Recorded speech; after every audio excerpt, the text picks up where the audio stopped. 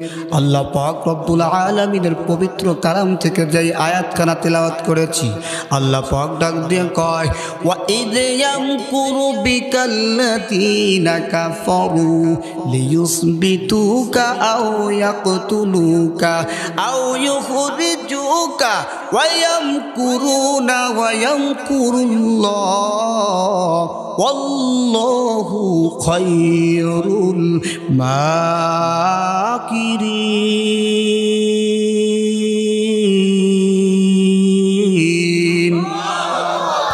আল্লাহ পাক ডাক দিয়ে কয়, ওয়া ইয ইয়ামকুরু কাল্লাযীনা কাফারু, হে নবী স্মরণ করেন সেদিনের কথা যেদিন আপনাকে নিয়ে কাফের বেঈমানের দল তিনটা ষড়যন্ত্র করেছিল। কয়টা বললাম?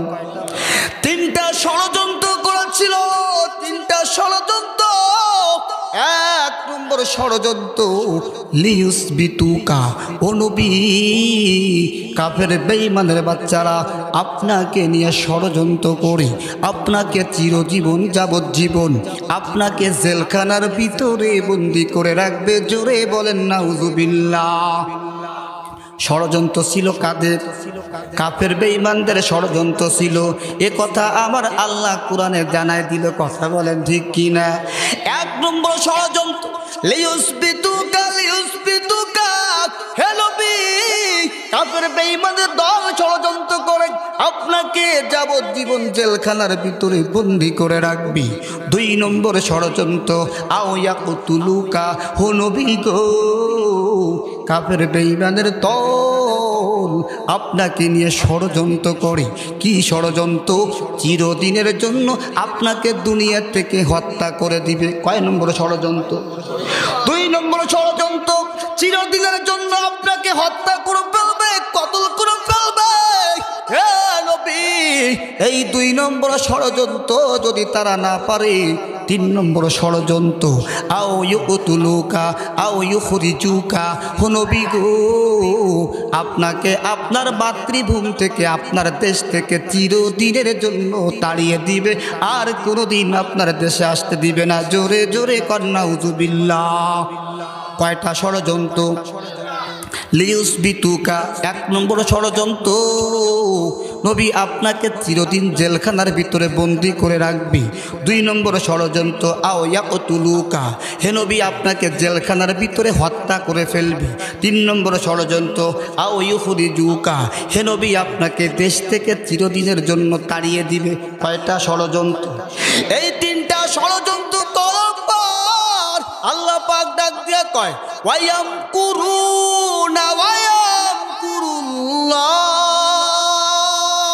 আল্লাহ পাক ডাক দিয়ে কয়, নবী আপনাকে নিয়ে কাফের বেঈমানদের দল তিনটা ষড়যন্ত্র করেছি। আমি আল্লাহ বিপরীত একটা কৌশল অবলম্বন করেছি। কি কৌশল জানো? আল্লাহ পাক বলে, আল্লাহু খায়রুল মাকিরিন। আল্লাহ পাক ডাক দিয়ে নবী গো আমি হলাম সর্ব উত্তম কৌশলকারী। আমার থেকে কৌশলকারী পৃথিবীর জমিনে কেউ নাই। আসেনি? আবু জাহেল, আবু লাহাব, আবুল হাইকাম, ওরা আজকে কি পরামর্শ করবে এটা আমি জানি। 5 দিন পরে কি পরামর্শ করবে ওটাও আল্লাহ জানে। কি জানে না? আল্লাহ পাক ডাক দিয়ে কয়, আল্লাহু খায়রুল মাকিরিন। আমি হলাম সর্ব উত্তম কৌশলকারী। জোরে জোরে কোন সুবহানাল্লাহ। আবু জাহেলের দলবল কি ষড়যন্ত্র করেছে? কয়টা ষড়যন্ত্র? এবার দেখেন ষড়যন্ত্র কত কঠিন। আবু জাহেল 50 জন এমপি মন্ত্রী, কয়জন বললাম? 50 জন এমপি মন্ত্রী নিয়ে একটা সংসদ। এই সংসদ নাম দিল দারুন নাদওয়া নামক সংসদ ভবন। আমাদের বাংলাদেশে একটা সংসদ ভবন আছে কিনা? ঢাকা শহরের নাম কি? সংসদ ভবন। আর আবু জাহেলের সংসদ ভবনের নাম দিল দারুন নাদওয়া সংসদ ভবন। এই দারুন নাদওয়া নামক সংসদ ভবনের ভিতরে কয়জন এমপি মন্ত্রী? 50 জন এমপি মন্ত্রী মন্ত্রী মিলে একটা পরামর্শটা হলো মুহাম্মদকে কি করে জেলখানার ভিতরে বন্দি করা যায়। মুহাম্মদ যেইভাবে কালেমার দাওয়াত দেয়, এইভাবে যদি কালেমার দাওয়াত দিতে থাকে আমাদের বাপ দাদার ধর্মের পরে চুন কালি লেগে যাবে। কথা বলেন ঠিক কি না? এই জন্য কি করা যায়, কি করা যায়? আবু জাহেল চক্রান্ত করে পরামর্শ করে আবার আপনার নবীকে জেলখানার ভিতরে বন্দি করবে। সুন্দর সুন্দর কথা বলতেছে, মুহাম্মদকে জেলখানার ভিতরে বন্দি করব, কিন্তু 3 বেলা খাবার পৌঁছায় দেব। কয় বেলা? 3 বেলা খাবার পৌঁছায় দেব। শুধু তাই নয়, তার আত্মীয় স্বজন যারা আছে তাদের সঙ্গে সাক্ষাৎ করার সুযোগ করে দেব। কত সুন্দর কথা! শুধু তাই নয়, ডাক দিয়া কয় মুহাম্মদ জেলখানার ভিতরে এমন সুযোগ করে দেব, নামাজ পড়তে পারবে, ইবাদত বন্দেগীও করতে পারবে। কয়টা সুযোগ বললাম? 3টা সুযোগ।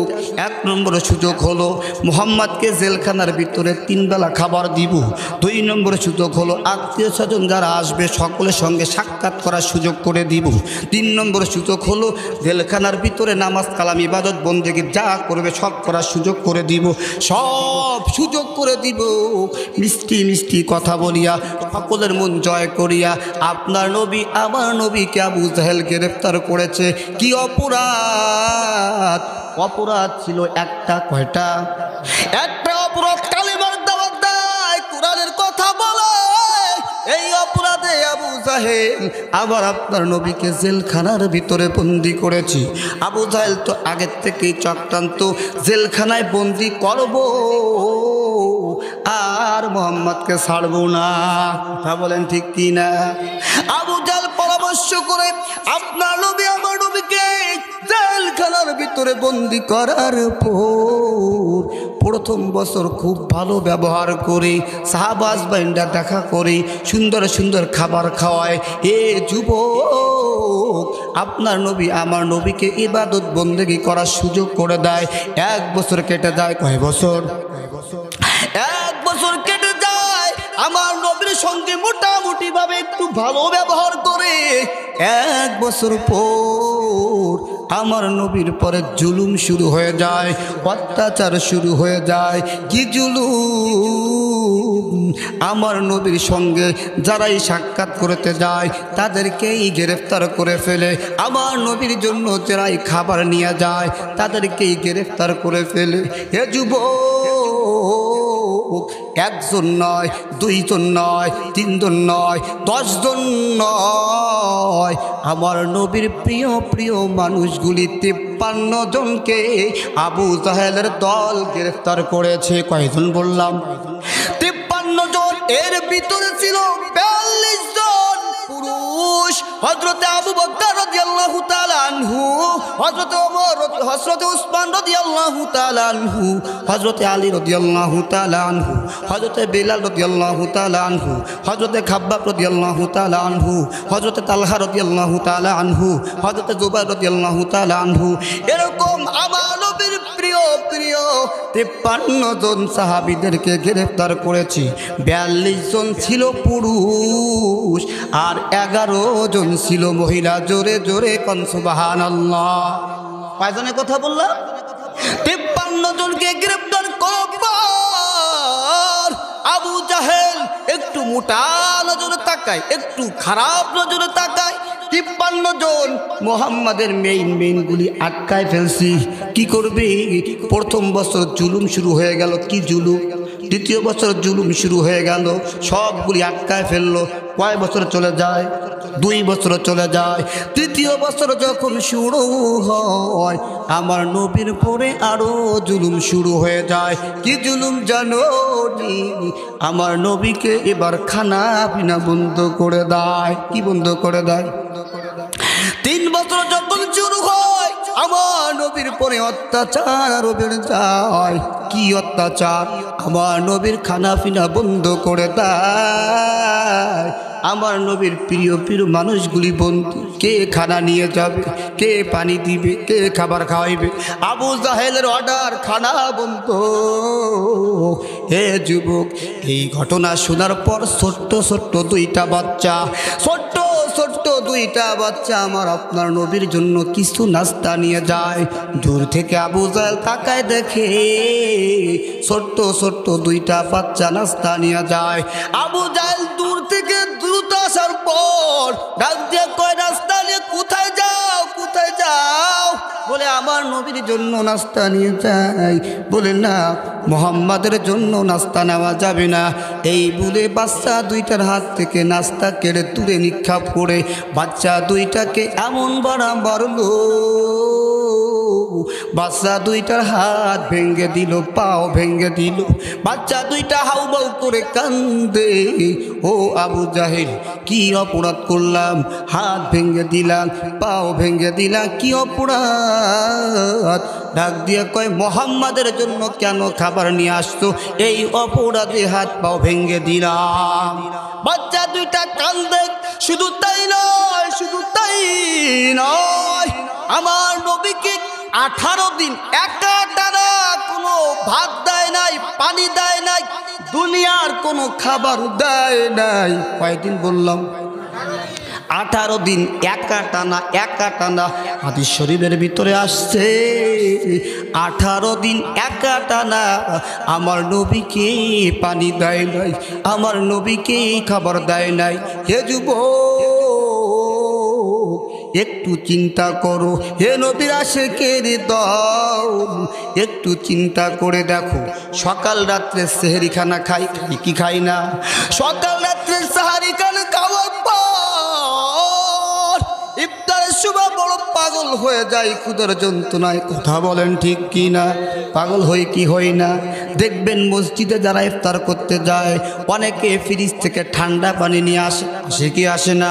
ঠান্ডা পানি নিয়ে আসে, কেউ লেবুর শরবত বানায় নিয়ে আসে, কেউ কি করে দেখবেন ট্যাঙ্ক গোলা নিয়ে আসে, আসে কি আসে না? কি কারণ? সারাদিন না খাওয়া কলিজাটা বড় শুকিয়ে গেছে। একদিন ক্ষুধার যন্ত্রণা সহ্য করতে পারো না রে যুবক, একদিন ক্ষুধার যন্ত্রণা সহ্য করতে পারো না। আমার নবীকে 18 দিন না খাওয়ায় রাখলো। আমার নবী কি খাবে রে? ওই জেলখানার ভিতরে একটা বাবলা গাছ ছিল। কি গাছ বললাম?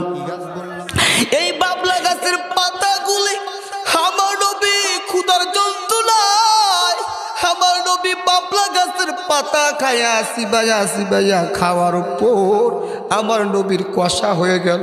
পানি নাই, পানি নাই, আমার নবীর প্রস্রাব বন্ধ হয়ে গেল। খানা নাই, আমার নবীর পায়খানা বন্ধ হয়ে গেল। এই বাবলা গাছের পাতা রস খাওয়ার কারণে আমার নবীর ছাগলে দেখবেন যেরকম নেতা পায়খানা করে, ট্যাবলেট করে, কি করে না? এই ট্যাবলেট পায়খানা আমার নবীর এত কষা হয়ে গেল, এত কষা হয়ে গেল, ওই নেদার মতো পায়খানা হয়ে গেল। একটু অনুভব করেন, 18 দিন না খেয়ে থাকলে কেমন লাগে? কথা বলেন। 18 দিন না খাওয়ার আমার নবীকে এত কষ্ট দিয়েছে। 18 দিন আমার নবী না খেয়ে আমার নবী তেলার মতো হয়ে গেছে। শরীরের হাড্ডিগুলি দেখা যায়। আমার নবীর পেটের চামড়া, পিঠের চামড়া সমান হয়ে গেছে। আমার নবী বসার থেকে উঠতে পারে না, বসলে দাঁড়াইতে পারে না। হে নবীর আশিকের দল, এই নবীর জন্য কি মায়া হয় না? কেমন একজন নবী রে!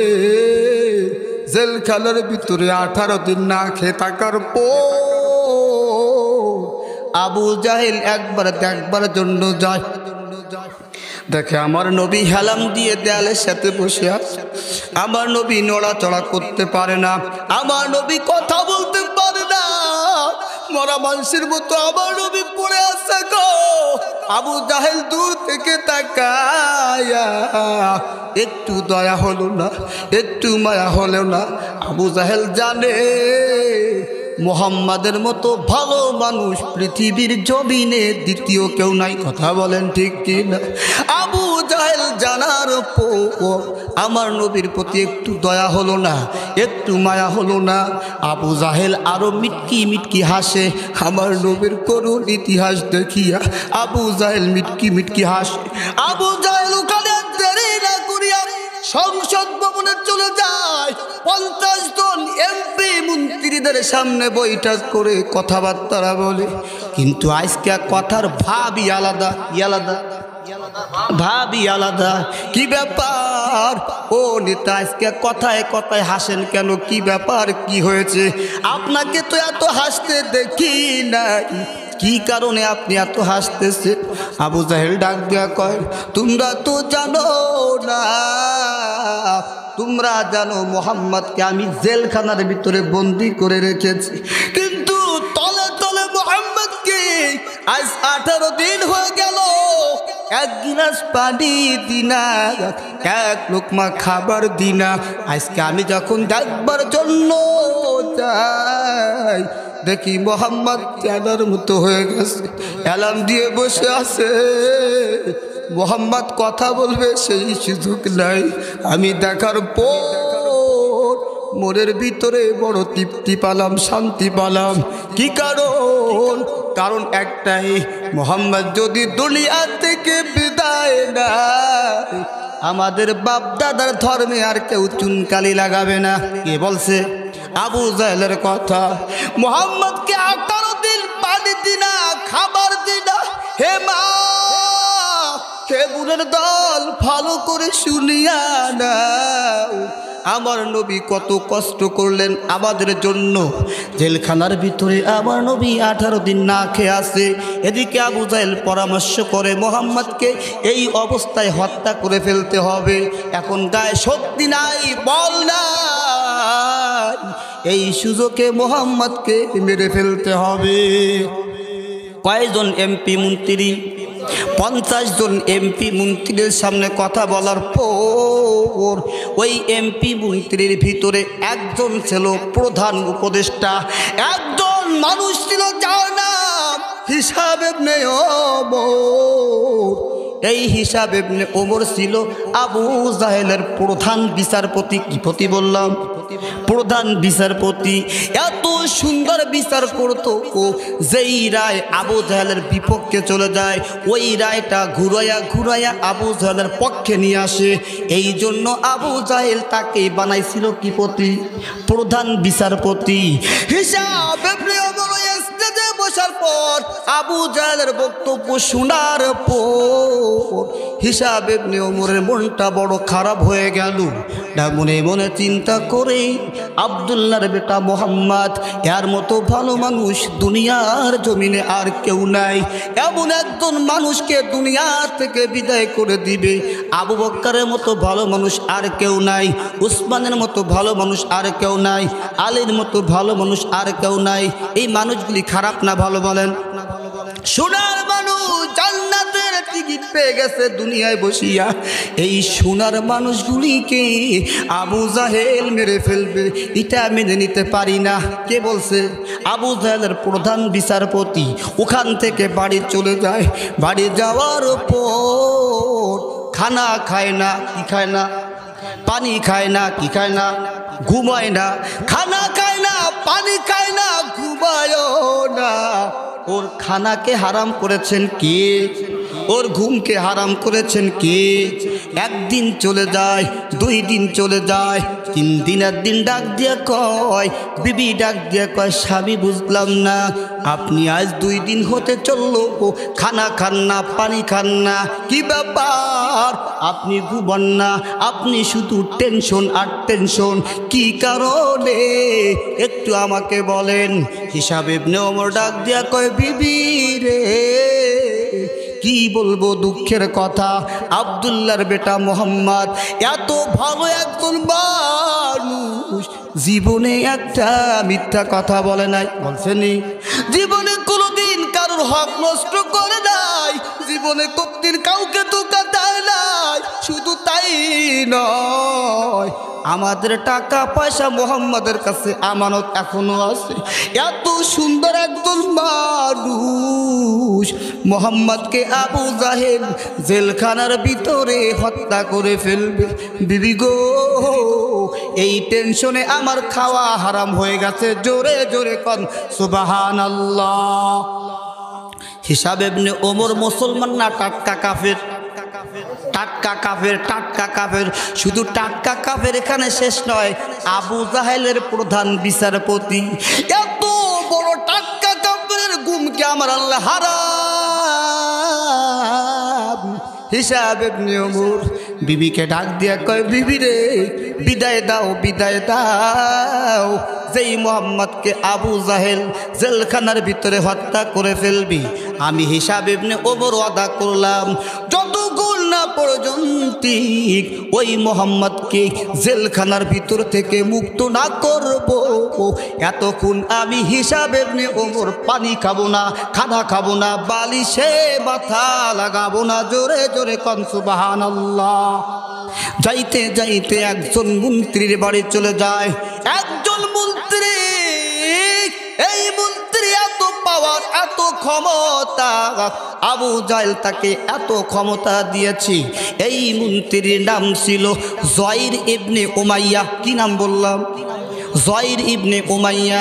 এই জয়র এত ক্ষমতাশীল, এত পাওয়ার।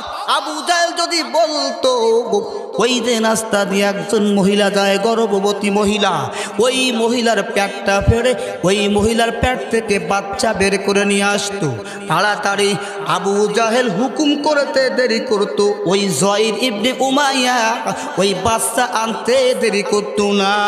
শুধু তাই নয়, যদি বলতো অমুক এলাকায় একটা সুন্দরী মেয়ে, ওই মেয়েটাকে ধরে নিয়ে আসো, আবু জাহেল বলতে দেরি হইতো, ওই মেয়েটাকে আনতে দেরি করতো না। এত ক্ষমতা, এত পাওয়ার। এই জয়রের বাড়ি চলে যায়। হিসাব ইবনে ওমর দরজার কাছে যে একটু টুকটুকানির আওয়াজ, সাথে সাথে দরজা খুলে দেয়। হিসাব ইবনে ওমর ডাক দিয়ে কয়, বুঝলাম না, বুঝলাম না, এত গভীর রাত, একটা টুক্কা দিলাম, দরজাটা খুলিয়া দিলা, তুমি কি ঘুমাও নাই? বলে, দাদা আমার ঘুম আসছে না। হিসাব ইবনে ওমর ছিল মুরব্বী শ্রেণীর মানুষ, বয়স ছিল 82 বছর। কত বললাম? এই 82 বছর। এই জন্য সবাই তাকে দাদা বলে ডাকতো। ডাক দিয়ে কয়, দাদা এত রাতে আপনি কেন আসছেন? বলে, তোমার সঙ্গে একটু পরামর্শ আছে, ঘরের ভিতরে চলো। ঘরের ভিতরে চললো। যাওয়ার পর ডাক দিয়ে বলছে, দরজাটা আটকায় দাও। দরজাটা আটকায় দিল। বলে, জানলাটা বন্ধ করিয়া দেবো। জানলাটা বন্ধ করে দেয়। ডাক দিয়া কয়, কানটা আমার মুখের কাছে নিয়ে আসো। এবার যখন জয়রা কানটা হিসাব ইবনে ওমরের মুখের কাছে আনছে, কানে কানে বলছে, ভয় আছে। কি আছে? ভয় আছে। আবু জাহেল শোনেনি? ভয় আছে, ভিতরে ভয় আছে। কানে কানে বলছে, হে জয়, খবর কি শুনছো? মোহাম্মদকে তো হত্যা করে ফেলবে। মোহাম্মদকে 18 দিন না খাওয়ায় রাখছে। একটু চিন্তা করো, মোহাম্মদ কিন্তু কারো ক্ষতি করে নাই, মোহাম্মদ কারো উপরে জুলুম করে নাই। মোহাম্মদের মতো এত ভালো সন্তান, মোহাম্মদের মতো এত ভালো সন্তান এই মক্কার জমিনে আর দ্বিতীয় কেউ নাই। এই মোহাম্মদের মতো মানুষকে হত্যা করে ফেলবে, এটা কি তুমি মেনে নিতে পারবা? এতটুকু কথা বলতে দেরি হয়, জয়র ইবনে উমাইয়ার চোখ থেকে পানি টপ টপ করে পড়ে। জোরে কোন সুবহানাল্লাহ। জয়র ইবনে উমাইয়া ডাক দিয়ে কয়, দাদা গো, কাটা ঘাড়ের ভিতরে লবণ লাগাই দিলা। কাটা ঘাড়ের ভিতরে লবণ লাগলে কেমন লাগে? জ্বলে না? ও দাদা, কলিজাটা চলে যায়। মোহাম্মদকে আমি আগে চিনতাম না, মোহাম্মদকে আগে আমি বুঝতাম না। মোহাম্মদের যে কত পাওয়ার আমি আগে কোনোদিন জানতাম না। দাদা গো, গত রাতে আমার মা ডাক দিয়া কয়, হে জয়ের, তুই নাকি বড় সন্ত্রাস, তুই নাকি বড় গুন্ডা, তুই নাকি বড় শক্তিশালী। ও জয়ের, আমি শুনতে পাইলাম মোহাম্মদকে নাকি তোরা জেলখানার ভিতরে 18 দিন না খাওয়ায় রাখিয়া এখন তাকে হত্যা করে ফেলবি। ও জয়ের, তুমি তো জানো না এই মোহাম্মদ হলো তোমার দুধ ভাই। কি ভাই? এই মোহাম্মদকে তুমি চেনো না? এই মোহাম্মদ হলো তোমার দুধ ভাই। এই মোহাম্মদ লালিত পালিত হয়েছে তোমার ছোট্ট খালা উম্মে আইমানের কাছে। উম্মে আইমান নাম শুনছেন আপনারা? এই উম্মে আইমান ছিল আমার ছোট্ট বোন।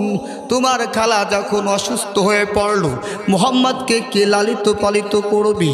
মোহাম্মদকে নিয়ে আমার বোন আমার বাড়িতে আসে। এ বাবা, তোর বয়স ছিল তখন মাত্র 3 মাস। কয় মাস বললাম? তোর বয়স ছিল মাত্র 3 মাস। ঠিক সেই সময় তোমার খালা যখন আমার বাড়ি নিয়ে আসে, মোহাম্মদকে আমি নিজ হাতে গোসল করাইতাম, মোহাম্মদকে আমি নিজ হাতে তেল লাগাইতাম, মোহাম্মদকে আমি নিজ হাতে খাবার খাওয়াইতাম। হে বাবা, মোহাম্মদকে আমার এক পাশে রাখতাম, তোমাকে আরেক পাশে রাখতাম। মোহাম্মদ দেখি ঘুমের ভিতরে বাবা বলে কাঁদতো, চোখের পানি বেয়ে বেয়ে টপ টপ করে পড়তো। আমি ডাক দিয়ে কই, মোহাম্মদ কান্দিও না রে বাবা, কান্দিও না। তোমার মা নাই? কি হয়েছে? আমি তোমার মা। এ বাবা, মোহাম্মদকে আমার বুকের পরে উঠাইতাম, আমাকে মা বলে ডাকতো, আমাকে মা বলে ডাকতো। আমি মোহাম্মদকে গোসল করাইতাম, আমি মোহাম্মদকে খাবার খাওয়াইতাম। এত মধুর সুরে মোহাম্মদ আমাকে মা বলতো। জীবনে কোনোদিন এত সুরে তুমি আমাকে ডাকতে পারো নাই। এই মোহাম্মদকে তোমরা জেলখানার ভিতরে না খাওয়াইয়া হত্যা করে ফেলবা। আমি বা কেমন করে সইব? না বাবা না, তুই যদি আমার সন্তান হয়ে থাকো, তুমি যদি আমার ছেলে হয়ে থাকো, আমি তোমাকে অর্ডার করলাম এই মুহূর্তে আবু জাহেলের জেলের তালা ভাঙ্গা আমার মোহাম্মদকে আবার কোলে ফিরায়া দাও। দাদা গো, আমার মা যখন কথাগুলি বলে আমি মাথা উস করি না, কত কথার উত্তরও দিতে পারি না। আমার মা ডাক দিয়া কয়, বাবা বুঝলাম তুমি এটা পারবা না, তবে নাম্বার 2 নম্বর শর্ত হলো তুমি যদি আবু জাহেলের জেলের তালা ভাঙতে না পারো, 2 নম্বর ওসিয়াত, তুমি আবু জাহেলের দরবারে আর যাবা না। 6 নম্বর ওসিয়াত। দাদা গো, এরপরেও আমি মাথা উঠাইতে পারলাম না। 3 নম্বর ওসিয়াত ডাক দিয়ে কয়, বাবা 3 নম্বর ওসিয়াত, জেলের তালা ভাঙতে পারবা না, আবু জাহেলের দরবার ছাড়তে পারবা না। 3 নম্বরটা সহজ, আমি মাকে আর জীবনে মা বলে ডাক দিবা না। আমি মা যদি মারা যাই, আমার জানাজায় শরীক হবা না, আমাকে দাফন কাফন করবা না। এ বাবা, শুধু তাই নয়, আমি বড় অসুস্থ। এই মুহূর্তে এখনই আমি ঘরের দরজা বন্ধ করে দেব, যতক্ষণ না পর্যন্ত কানে আওয়াজ না আসবে মোহাম্মদকে জেলখানার থেকে মুক্ত করে আনছো, এই আওয়াজটা যতক্ষণ না কানে আসবে, এ বাবা ঘরের ভিতরে দরজা বন্ধ করিয়া খানা খাবো না, পানি খাবো না। আমার মোহাম্মদ জেলখানার ভিতরে না খাইয়া মরবে, আমি মা খানা খাবো হইতে পারে না। কথা বলেন ঠিক কি না? এ বাবা, এই ওয়াদাটা তুমি মানো। আমি মা যখন মরিয়া যাব, না খাইয়া খাইয়া মরিয়া যাব, আমার দাফন কাফন তুমি করবা না, আমার মরা মুখখানা তুমি দেখবা না। দাদা গো, এই বলিয়া যখন দরজাটা আটকায় দেয়, আমি এত ডাকা ডাকি, মা দরজা খোলো, আমার মা দরজা খোলে না। ও দাদা আপনি একটু বলিয়া দেন আমার মা বড় না আবু জাহেল বড়? দাদা গো আমার মার মরা মুখ আমি দেখতে পারবো না, দাদা আপনি একটু বলে দেন কি করে নবীকে মোহাম্মদকে জেলখানার থেকে মুক্ত করতে হয়, একটু পরামর্শ দেন। দলের ভিতরে কয়জন হলো? 2 জন হয়ে গেল। হিসাব ইবনে অমর ওই 2 জন মিলিয়া ডাক দিয়ে কয় আমরা 2 জনে পারবো না, আরেকজনের কাছে যাইতে হবে।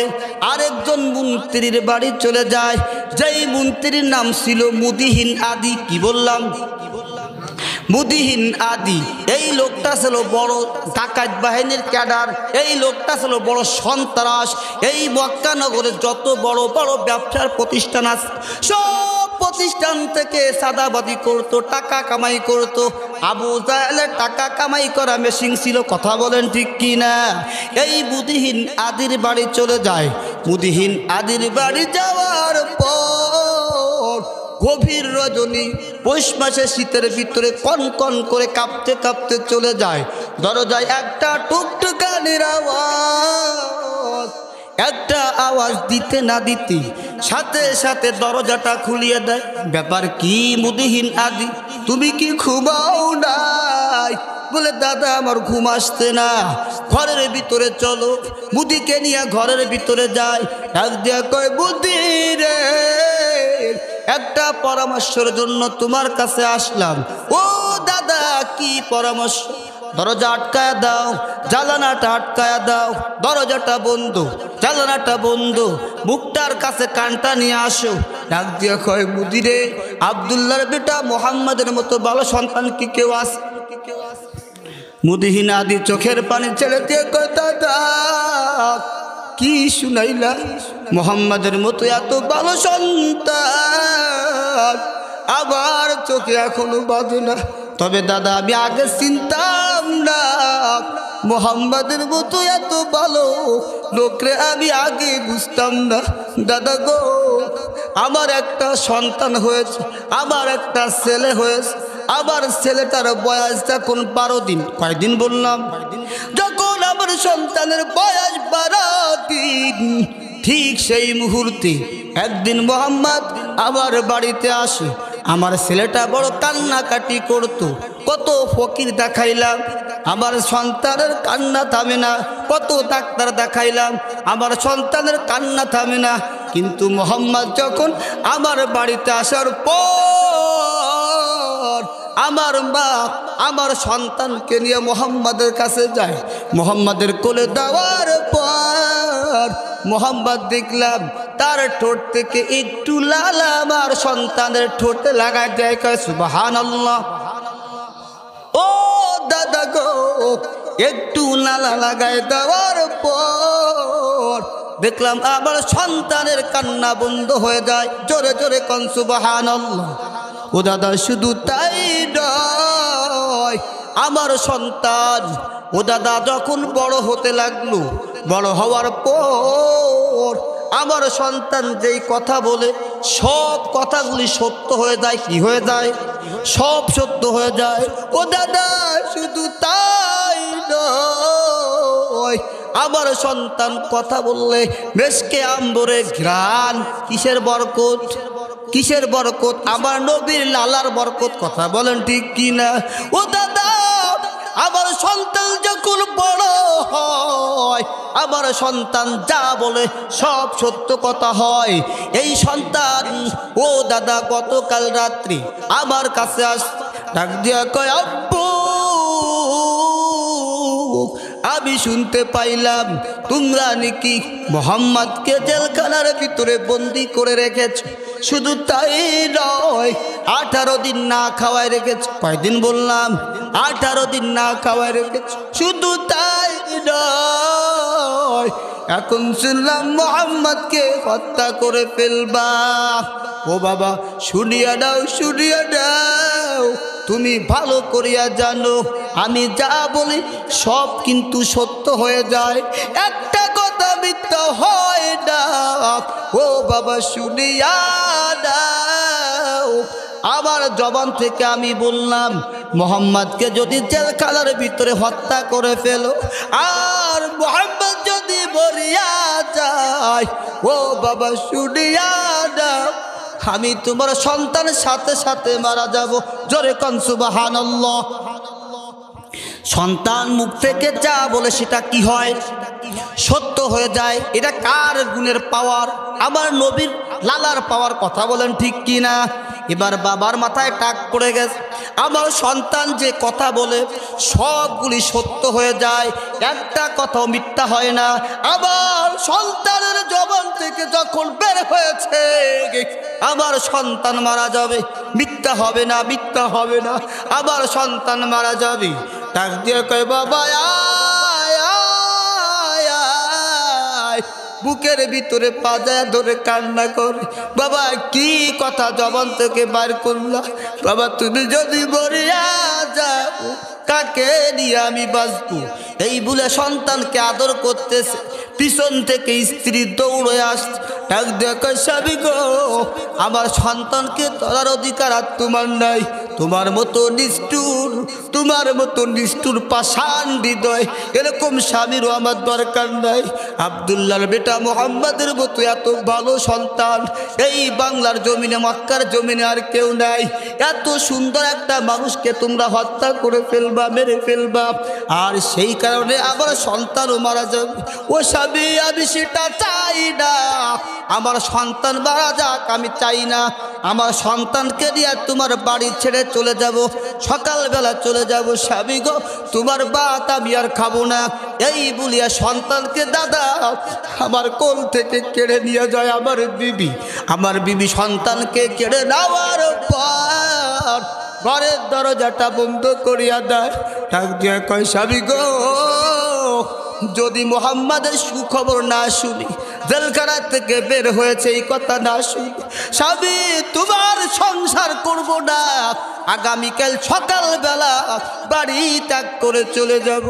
ও দাদা একটু বলিয়া দেন, আমার সন্তান মারা যাবে, আমার বিবি ঘর ছেড়ে চলে যাবে, আমার সংসার ভেঙে যাবে, আমার সন্তান মারা যাবে।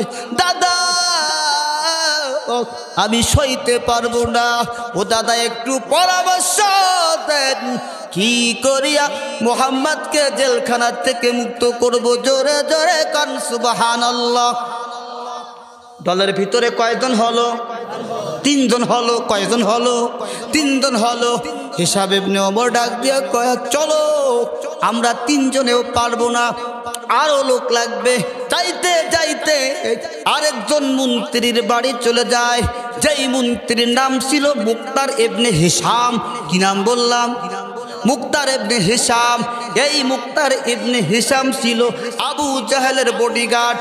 এর বডিটা ছিল 2.5 হাত চওড়া, 2.5 হাত চ্যাপ্টা, বিশাল দেহের অধিকার। এই মুক্তার ইবনে হিশামের বাড়ি চলে যায়। আহারে গভীর রজনী, কনকনে শীতের ভিতরে যখন নাকি দরজায় একটা টুকটুকানির আওয়াজ, সাথে সাথে দরজাটা খুলিয়া দেয়। ডাক দিয়া কয়, দাদা এত রাতে কি ব্যাপার? বলে তোমার সঙ্গে পরামর্শ আছে, ঘরের ভিতরে চলো। ঘরের ভিতরে যায়, বলে দরজাটা বন্ধ করে দাও, দরজাটা বন্ধ করে দেয়, জানলাটা বন্ধ করে দাও, জানলাটা বন্ধ করে দেয়। কানটা মুখের কাছে নাও, কানটা মুখের কাছে আনার পর ডাক দিয়া কয়, হিসাব ইবনে ওমর, আব্দুল্লাহর বেটা মোহাম্মদকে আবু জাহেল গ্রেফতার করেছে, জেলখানার ভিতরে বন্দি করেছে।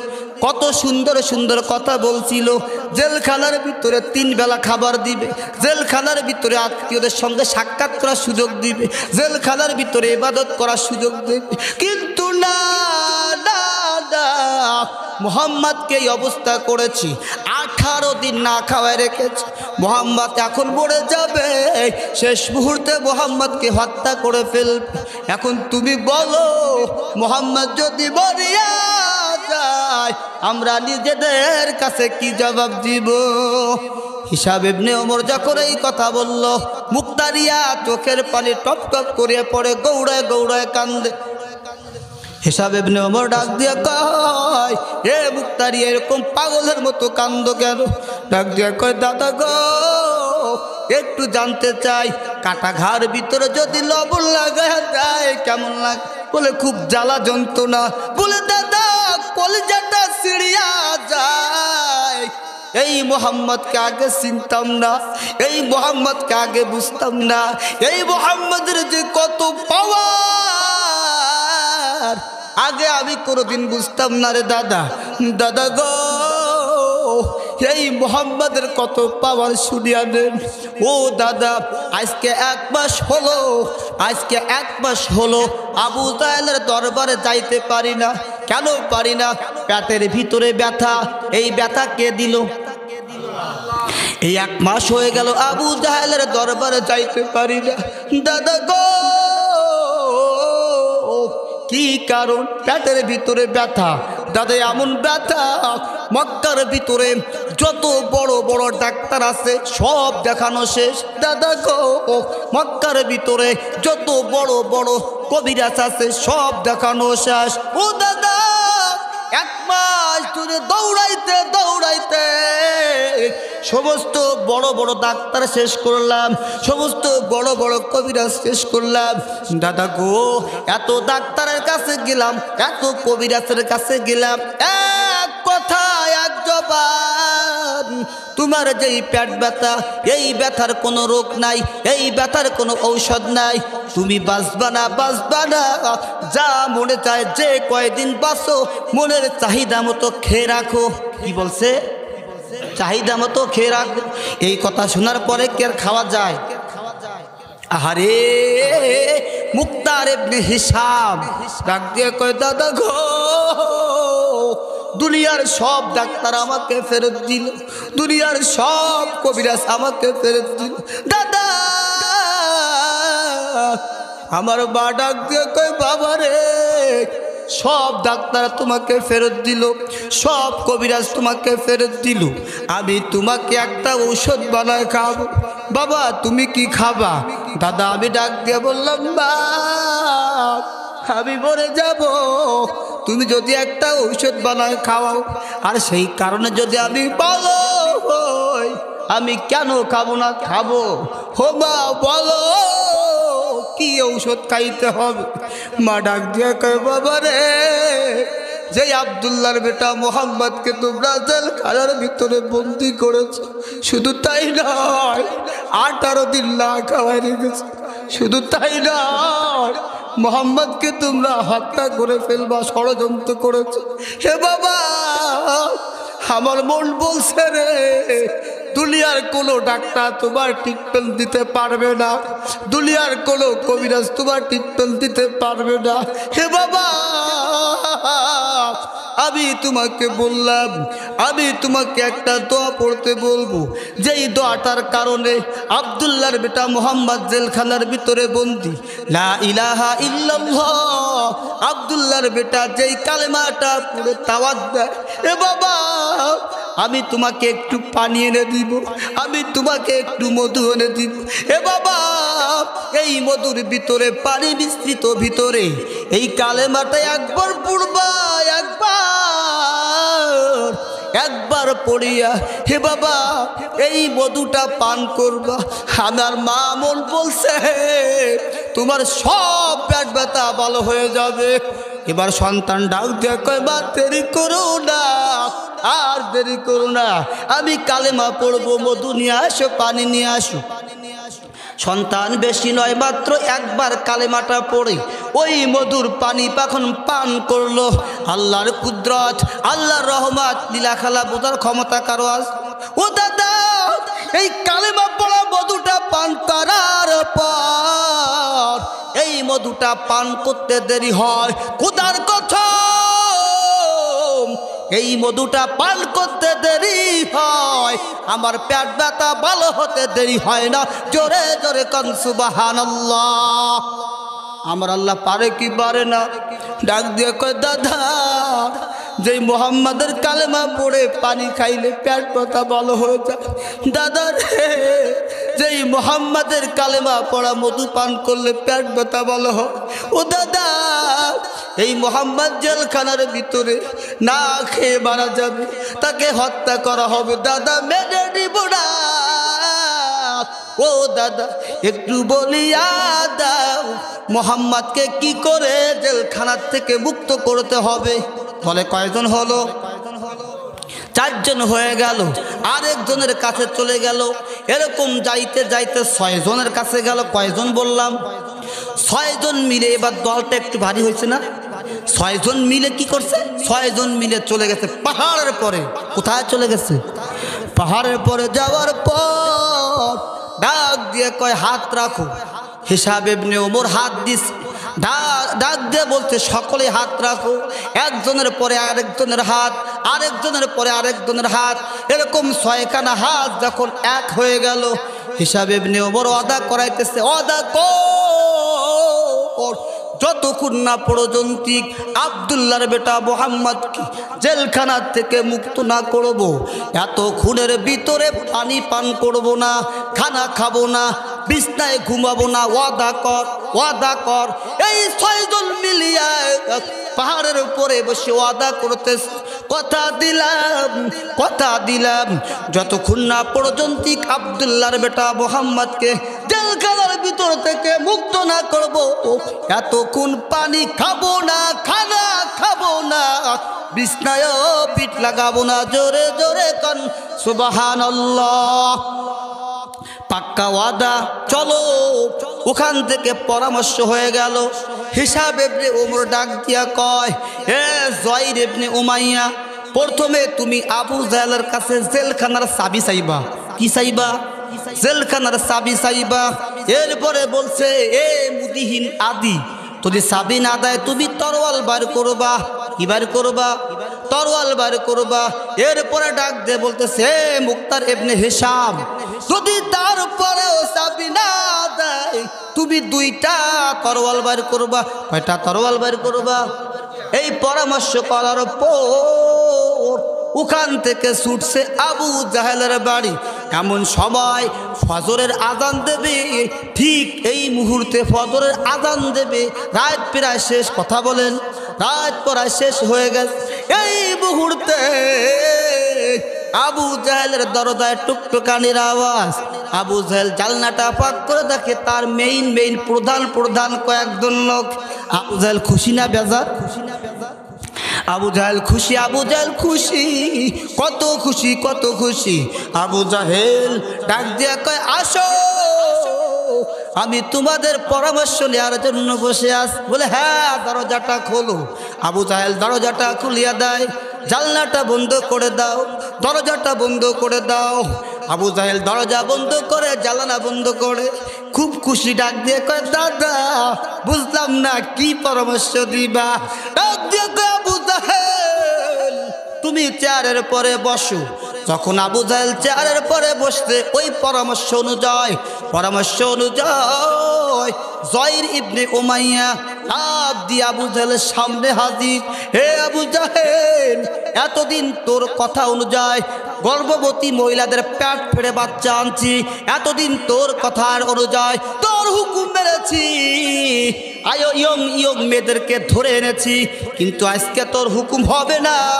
আজকে মোহাম্মদকে জেলে তালা ভাঙ্গে চাবি বার করতে হবে, মোহাম্মদকে বার করতে হবে, চাবি দাও। এবার আবু জাহেল ডাক দিয়ে কয়, তুই কি ভুলে গেছো?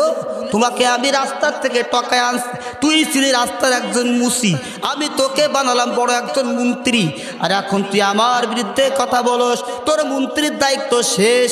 এই কথা বলতে দেরি হয়, পিছন থেকে মুদিহীন আদি লাফ দিয়ে পড়ছে। হে আবু জাহেল, সাবধান, আর একটা কথাও বলবি না, একটা কথাও বলবি না। এতদিন তোর হুকুমের গোলাম ছিলাম, এতদিন তোর হুকুমের গোলাম, কিন্তু আজকে তোর হুকুমকে অমান্য করলাম, মোহাম্মদকে জেলের তালা ভেঙ্গে বের করব, চাবি দিবি না গর্দান উড়াই দিব বলে তোর নাম তো মন্ত্রীর থেকে কেটে দিলাম।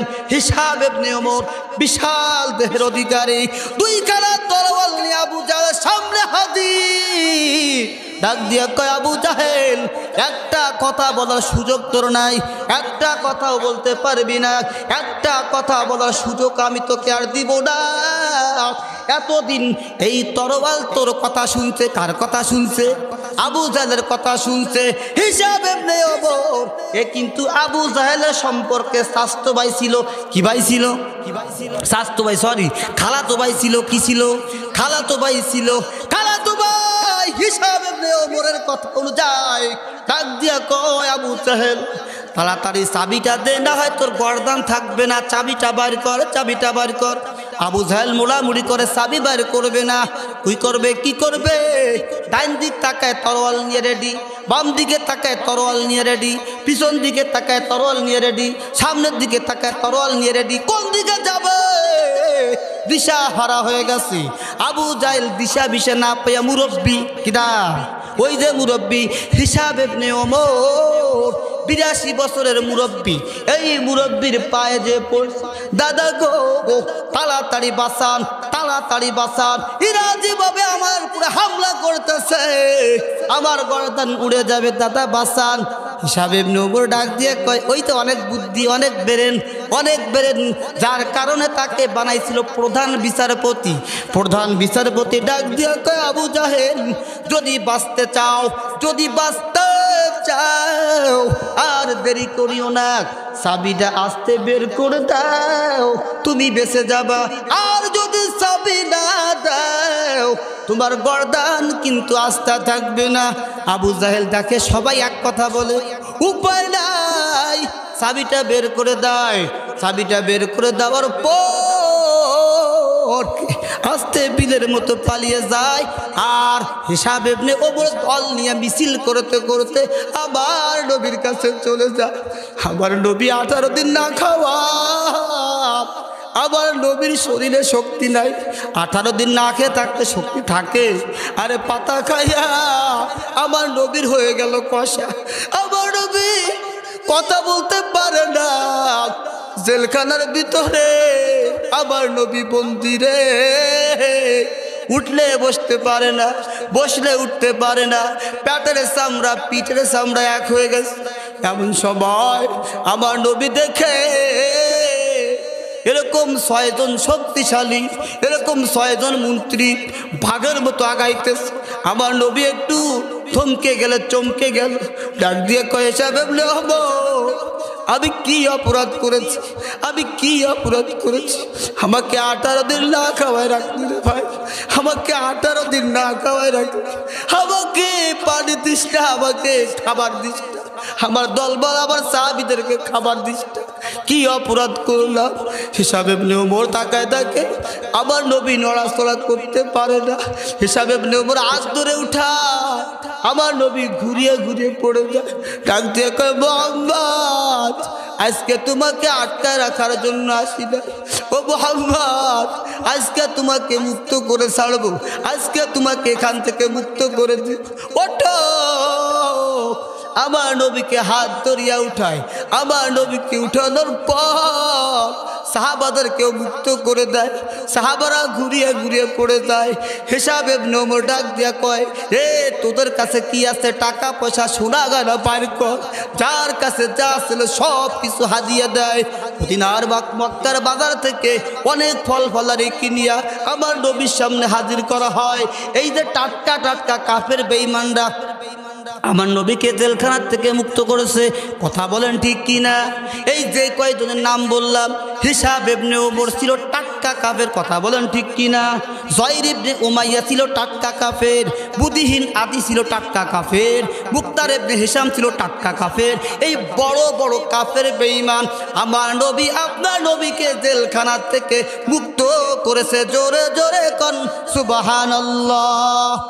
এখন তো আমরা সেই নবীর উম্মত, কথা বলেন ঠিক কিনা? আমাদের কিছু করণীয় আছে কিনা বলে? হে নবীর উম্মতের দল, আমাদের কি করণীয় আছে? এই নবীর কথা মানা লাগবে কি লাগবে না?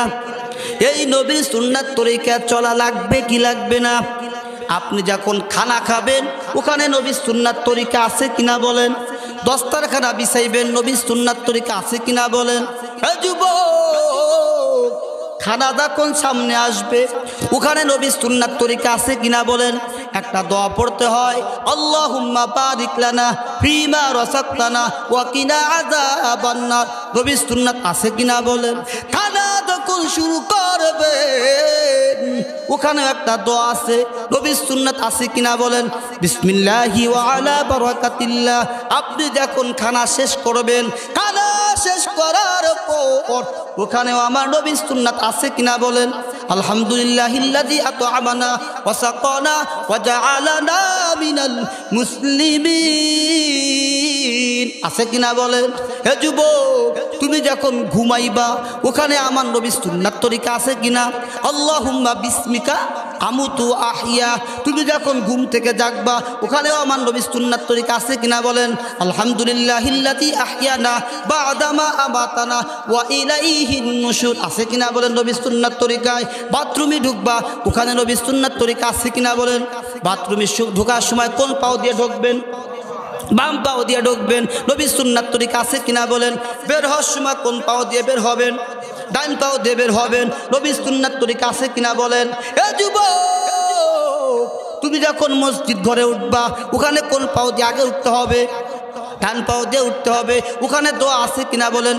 আল্লাহুম্মা আফতাহলি আবওয়াবা বিরহমাতিক।